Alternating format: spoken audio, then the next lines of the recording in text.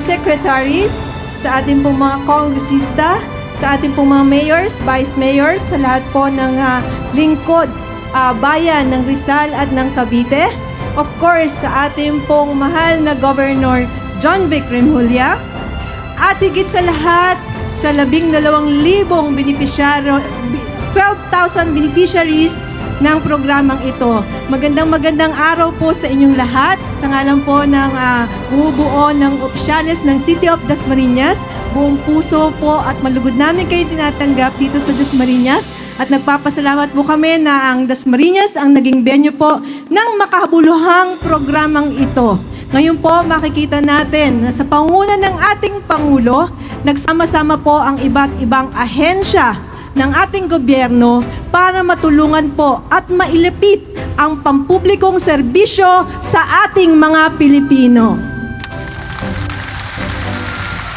Asahan niyo po, aming Pangulo, kami pong mga lingkod bayan ay makikiisa at susuporta sa lahat po ng adhikain at layunin ng bagong Pilipinas para po sa mga bagong Pilipino na matutulungan at aasenso dito po sa Pilipinas. Magkakaisa po tayo at magtutulungan para po sa ating layunin ng bagong Pilipinas. Muli po, mula po sa Dasmariñas, magandang araw at mabuhay tayong Pilipino.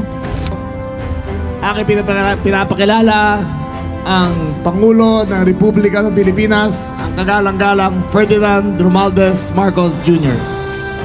Minamahal kong mga kababayan, ang mga inisyatibong ito ay sumasailalim sa ating pangako na mapapabuti ang buhay ng mga mamamayan ng Calabarzon.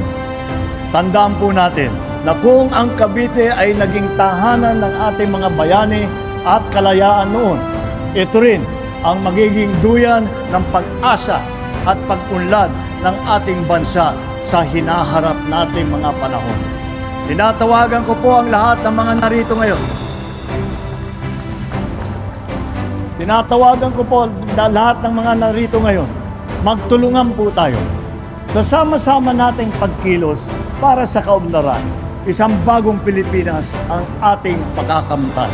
Ito po ay ating pinapangarap para pagandahin ang buhay ng Pilipino at para pagandahin ang Pilipinas. Mabuhay ang ating mga magsasaka at mangingisda.